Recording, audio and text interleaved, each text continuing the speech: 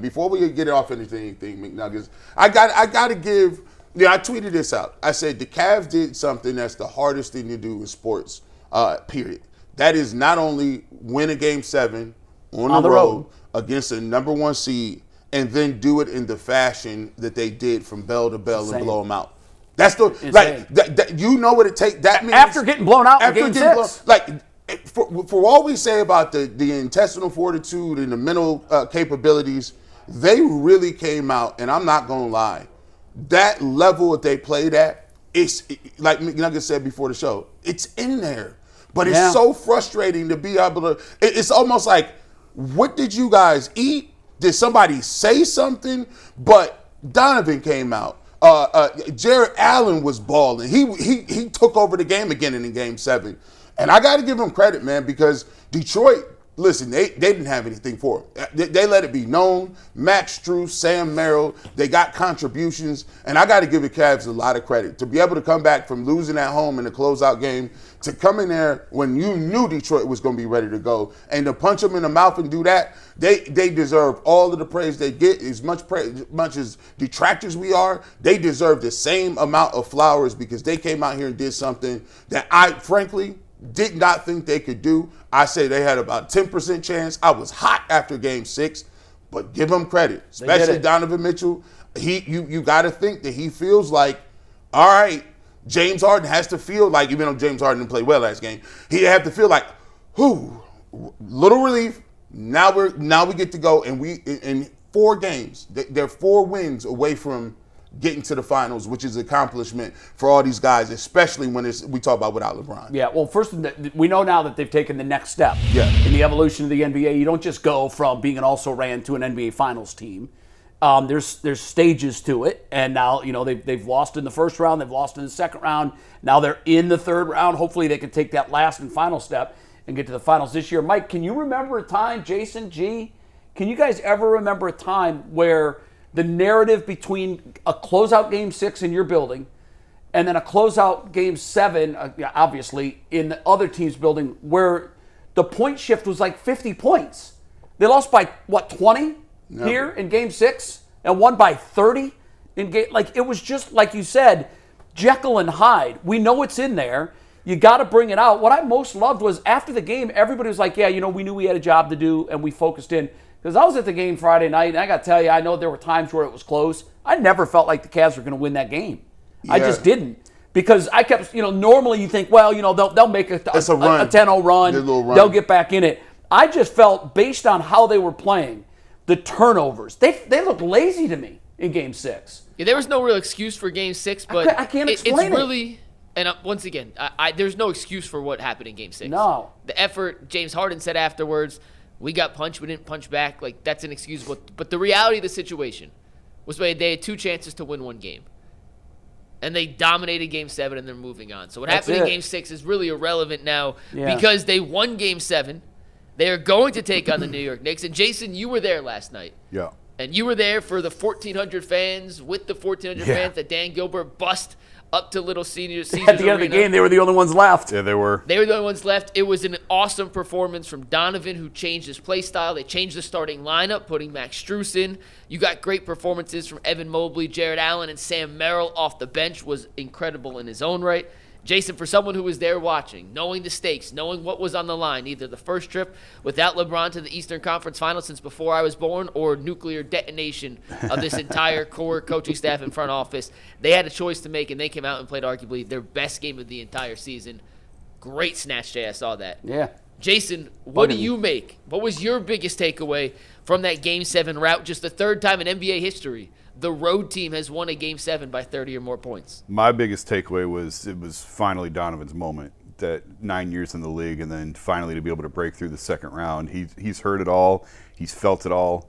And to put on the performance that he did, I wrote after Game 6, okay, big boy, this is on you now. Like, this is why they went and got you. This is why you make the money that you make. This is on you to figure out how to win this game. He read your column. And he had plenty of help.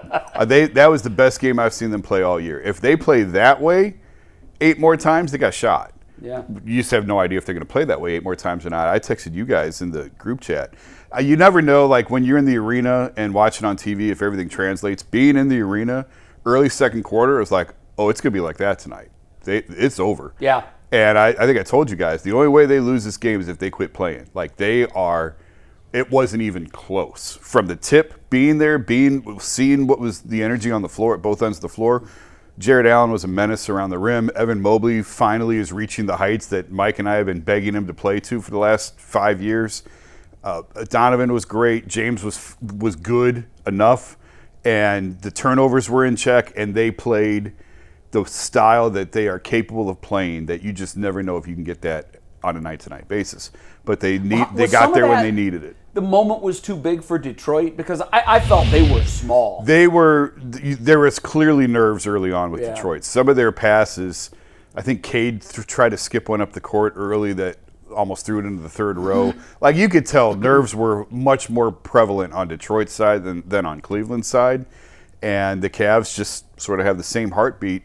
Win or lose, they're sort of right here. And in this instance, it paid off for them. But you talk about you got to take steps to this. Detroit's a really young team, and they've sort of shot out of nowhere, and they'll learn from this, and they've got holes that they've got to figure out Cade and needs address. a wingman. He needs a legitimate superstar with him. Yeah, he does. Jason, you said that. I think when you watch the game and as you settle in, you start to see some of the things, and I kind of compared them to the Cavs when LeBron was here. And you see Cade Cunningham, his usage is just off the charts. It's like, he has to work for every shot. Yeah. He has to get other people involved. Sometimes they're asking him to guard, one of the one or two best players on the opposite team. And you could do that for 2 games, maybe do it for 3 games, maybe do it for 4 games, right?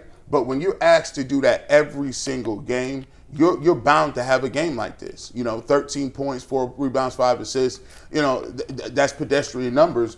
But the thing is, when you're dealing with another team who has capabilities of guys stepping up, the Cavs are dangerous when you get Donovan Mitchell and James Harden. You know what they're capable of. But when you starting to get Jared Allen in the 20s, and Evan Mobley knocking down shots and being a menace on the boards, and those two guys. Also, the defense picked up a little bit in terms of I thought they did a great job of protecting the rim. Before they was calling them Tower City a couple of years ago. How they was just blocking. Look at this move right here. Look, Jared Allen, come fly with me from the dots. Yeah. My mom was like, hold on, let me find out Jared Allen. What? Like that is why the Cavs win. That right there. Like Harden and Mitchell, that's cool. That'll get you a couple rounds. But if you want to win, you got to have that type of effort. And I also got to say, we remember at McNuggets. Let me just raise my hand and say this. Now you guys take a picture of this, because I always tell people when you get new information, if you're gonna be tough on people, you gotta give them their flowers too. Remember last year, I used to be so mad at Max Strus. Let me tell you something. Max Strus is dang near the reason they won this series. Max Strus, his intensity, the leadership, the guy, he was a pest on Cade Cunningham. He knocked down threes, he knocked down shots, and he got the steal the other day. He got up in Thompson's face, too. And he was the only dude that wanted to smoke. Like he was like him and Schroeder are pests, and they was angry and upset, and that's the energy they need. But Max Strus was definitely an X factor in these games. And do we like him in the starting lineup over Dean Wade? In this particular instance, and I called for the change before Game 7. Yep. To get Donovan going, and we saw him get going yesterday. A lot of it was the playmaking, but a reason the playmaking was available to him was the paint was more open because Detroit didn't have an extra roaming defender hanging off Dean Wade in the paint, waiting for those drives. Right. Strus did not have a great game from an offensive efficiency standpoint, but his impact in terms of the sheer spacing he provides when he's with the core 4, I thought was invaluable to the Cavs offense getting going early. 2 things. One, I didn't mind Dean in the starting lineup against Detroit because Detroit just didn't have the offensive firepower. Right. Max has to start. To me, Max has to start too. against the Knicks. Yeah, that was my next question. Yeah, you can't play 4-on-5 against the Knicks. Nope, you'll lose. So Max has to start against the Knicks as far as I'm concerned. And the second thing, it's 10-12 and Sam Merrill's name has not been mentioned. And that's a sin bad by on us. Because Sam was sensational. He really was. He hit some corner threes that took the spirit out of the building and out of Detroit early. But then the charge that he took on Asar Thompson, I don't know. There was talk that he lost a tooth. I don't know if he did or not. I never did find out if he lost. But I mean, Asar got him by the neck and threw him to the ground in Game 6, and then in Game 7, he just ran him over like he's a tackling dummy. And Sam took it, and he hung in there and took it. And credit to Sam for, I mean, remember a year ago at this time, I certainly was in the camp, and I think a lot of others were as well, that Sam wasn't going to be back on this team. Because you said that on the air. They were like, Ty was the priority. Ty Jerome was the priority. Right. And they just couldn't. I think Ty's representation kind of outshot themselves a little bit on the offers and what they were trying to get from the Cavs, and the Cavs pivoted and went to Sam, and they re-signed Merrill instead and let Ty Jerome go. And God, he's got a quick release. He really does. Holy and cow. Sam in the corner is lethal. It was last night, and just a great performance by him. He just brings a level of shooting that this Cavs team did not have the last time they played the Knicks, and it'll be fun. It's going to be a fun series. On Merrill, real quick, and I did a whole breakdown on some of the X's and O's adjustments the Cavs made this morning. It's on our YouTube page if you want to see kind of the X's and O's. G and J, I'm curious on your thoughts on this. Me and Earl, I went on the radio show on 92 Through the Fan with Earl and Spencer German over the weekend, and Earl was a little upset that in Game 6 when Sam Merrill got chokeslammed by Asar Thompson, that no one kind of stepped up and retaliated. I was right there, rose from it. And I thought the same thing. I'm like, where are the troops? So they were down 12 at the time. And when you're down 12, you know how the retaliation always in football, someone gets pushed, the other guy pushes back, it's 15-yard flag. Yep. The retaliation's always worse. And I think when you're down 12, in theory, you would like a guy to step up maybe later in the game when it's out of the question. Whatever. I didn't have much of an issue with it because let's say you make a retaliation foul, you get ejected for Game 7. Game 7, whatever. You can't do that. That happens. The charge again happens in the first quarter yesterday. It was 16-15 when Asar Thompson blows through Sam Merrill, knocks him on his behind. Sam may or may not have lost a tooth. Whatever happened. The fact that Merrill, this toughness comes in different ways, right? There's like the physical, imposing toughness, and then there's the mental toughness to say, I'm not falling for your BS. Yeah. Like Asar Thompson's trying to drag Sam Merrill and the Cavs into this bare-knuckle brawl, and Sam, with the mental toughness to say, no. All right, whatever, I'm going to get up, and I'm going to go hit 5 threes in your face to score 23. I just want to point out that toughness isn't always the aggro, get in your face, fight you back. Sometimes it's killing it with kindness. I in a agree way, with that. I just want to point out Sam Merrill, despite the fact that he didn't get up and retaliate, Sam was a tougher person than Asar Thompson yesterday, listen, and he deserves that's all the flowers. That's the cerebral way to play it. That's the smart way. I get that. But I also think there comes a time when you have to answer toughness with toughness. Yep, facts. And I'm not sure, because they're going to, this next series is going to be physical, and New York's going to want to, knock us into a street brawl. At some point, I just feel like, and you know what, I think it has to happen early in the game. No, if it's late in the third quarter and you're down 12, you don't want to do something stupid that swings the momentum, but early in the game, and I'm talking first 5 minutes, somebody has to have a lay-em-out foul, a punch in the mouth. We have to establish that we're not going to take what New York's going to dish out. See, Thompson thought he was slick. See, I don't like that, dog. Don't do that. You gonna pick the dude on the squad who you feel like ain't gonna do nothing to say nothing. You gonna pick Sam Merrill out of all the people. And then you gonna throw him down in Game 6, and then you gonna step over him. The step over move. He would have stepped over, and as soon as he stepped over, he would have been in the first row. He would literally, they'd be like, oh my gosh, the guys are in the stands. He would have been put in the first row. He couldn't even got his foot down on the second one. I'm like, no, you think you playing around with Thompson. You just got in the league. You come from the G League Unite. Wherever you come from, I don't got the G League no more. Here's the thing too, we ain't got no. The big dogs ain't got to come do that. All we need is Jalen Tyson come on out here. Right. The next time, sacrificial lamb. The next time that he get a little fast break and he think that he's I'm a high flyer, I will put you in the first row with the photographer sitting Indian style in the front. That's how you got to get dudes like him, because he's a goon. And by the way, you're a good defensive player. You need to work on your game, dog. He's a great defensive He's a great defense, but you need to go to a camp. You need to go to the ABCD camp or something. You need to get one of them Bobby Knight, AAU, I don't know, you got Tommy Mansky camps. What is he, 21? Work on your game. Yeah, he's got a tremendous future in the league. He's a kid. Yeah, him and his brother have the same flaw. Neither of them can shoot. They're two of the most electric athletes in the entire NBA. His brother is a more advanced offensive player than Asar is at this point. A little better off the dribble, He'll but come around. They will turn Did into anyone think legitimate that problems. could be a flagrant 2 in Game 6? It could have been.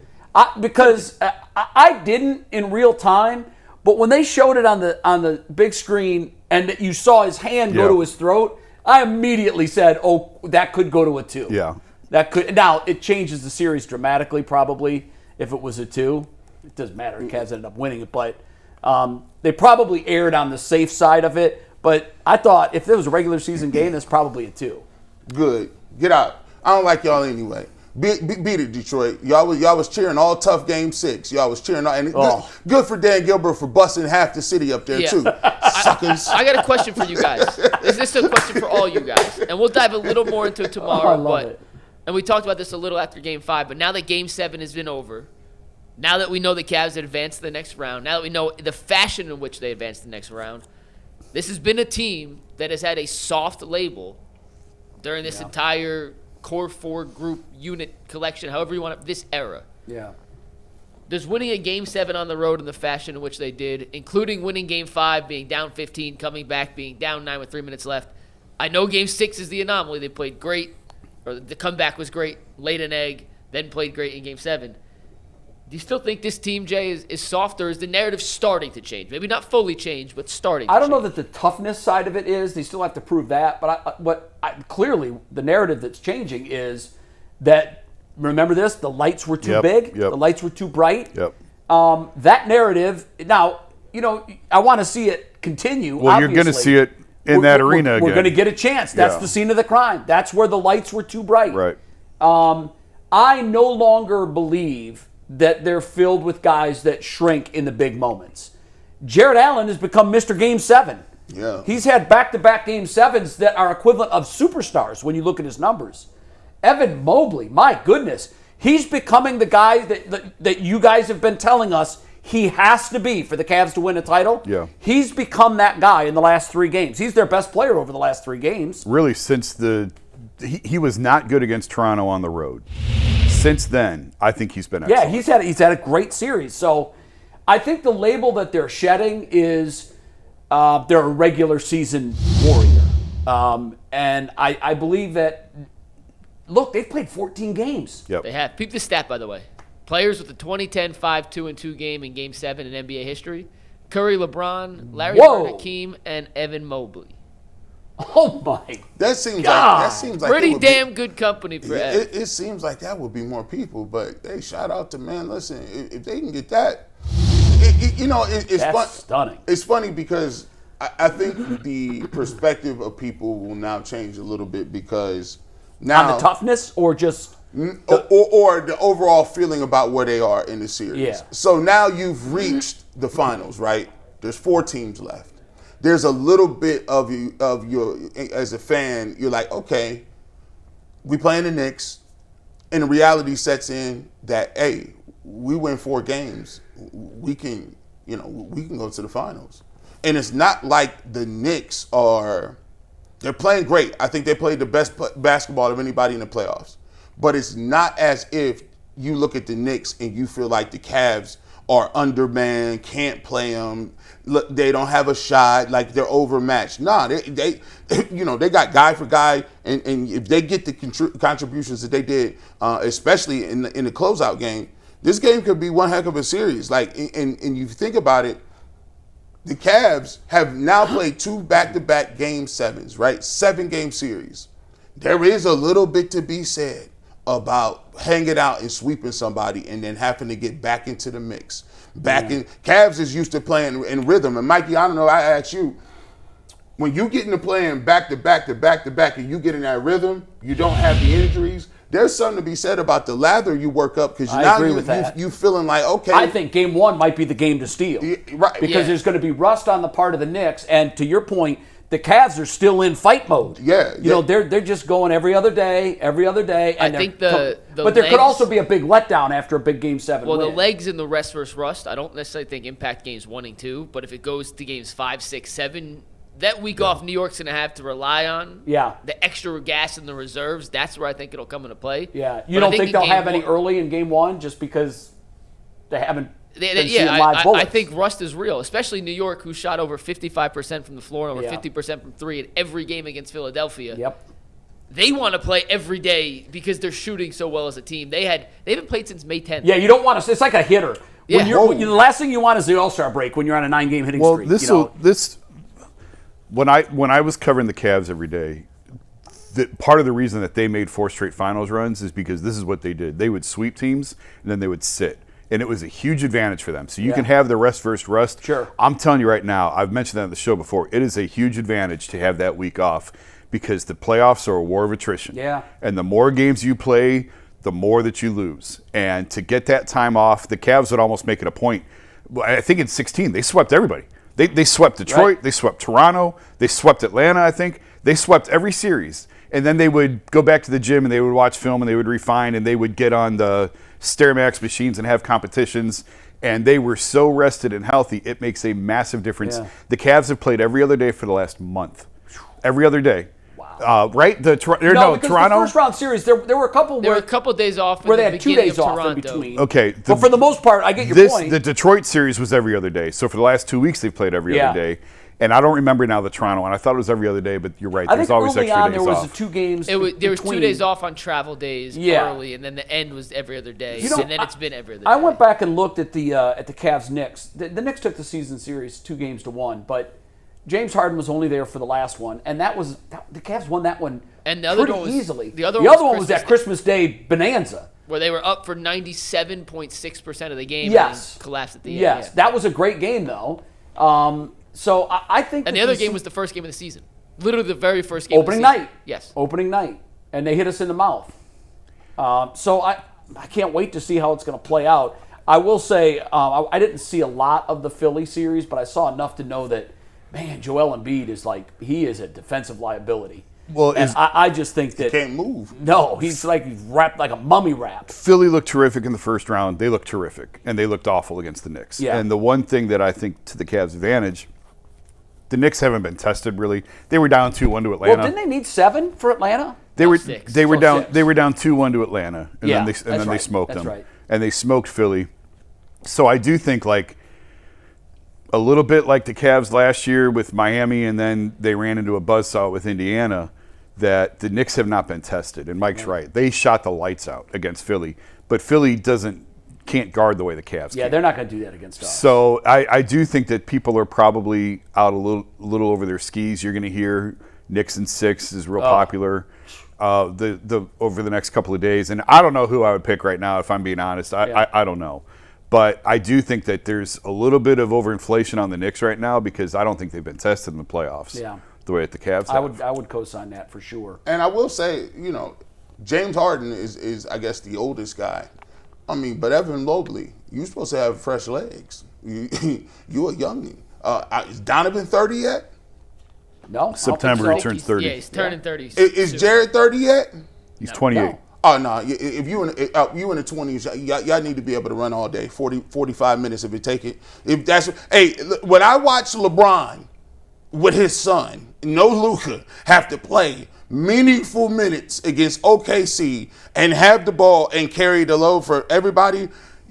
Hey, ain't no time in the locker room to be talking about we tired. You right here at the cusp of glory. You got it. It's right here. All you got to do is finish your breakfast. You can come in here and you can steal a game. Hey, let somebody lose one of these first 2 games at home, and I guarantee you they start to think a little bit different. Yeah. Now, the Knicks can win on the road, but listen, Cavs have showed that they can win on the road too now. So I They've think won their last 2 Cavs after not winning at all. Cavs is tested in these 2-game series, and I think these are and they definitely saw the 2 best defensive teams. Wouldn't you say? Yeah. So I mean, they put out had all the- the stops. Yeah, it's Now, going to be interesting. The flip side, the Cavs have not seen an offense in these playoffs like what New York can. They haven't seen a team that can shoot it like the Knicks can. Very true. The Raptors had a ton of injuries. Do you think if The I give you a Pistons choice, had one would player. you say this series will come down to Brunson versus Mitchell, or is it going to be the others versus the others that decides it? I think it's the others. Others versus others. I do too. Both of these teams are very deep. I do and they too. go deep. I think the Cavs are deeper though. No? Knicks are pretty deep. They are a deep team, but I They like our both go depth, 7, man. 8 deep where you feel pretty good about it. It was funny. I know we got to go. When I was in the arena last night, and a Pistons fan was leaving because a lot of them were leaving early, and there was these mobs of Cavs fans everywhere. There's a sea of fans, and I told you guys, I'm like, oh, there's gonna be a fight tonight. Everyone who came on the bus ain't going home on the bus because these guys are loud and rowdy. Somebody's going to jail tonight. And I didn't see any fights in the stands. But this Pistons fan was coming up. He saw this big sea of Cavs fans. He looked over. He basically, I'll clean it up a little bit. He basically said, hey, take care of the Knicks because we hate Jalen Brunson more than we hate you. That will diffuse the situation. And everybody kind of got a good laugh out of it. I left with 1:30 to go because we were behind the Pistons basket right by the Pistons bench. And that's where their home crowd was. Yeah, I saw them and they gathered were down there. giving us the whole game. And I'm like, there's one dude over there that's eyeballing me that I just don't like. I don't want to be left face to face with this guy because he may say the wrong thing. So man. I left with $1:30 to go. I'm like, I got to get out of here. Yeah. But I thought it was going to get pretty ugly because the fans were really going at it. Yeah. Well, let's face it. We don't like Detroit and they don't like us. Yeah.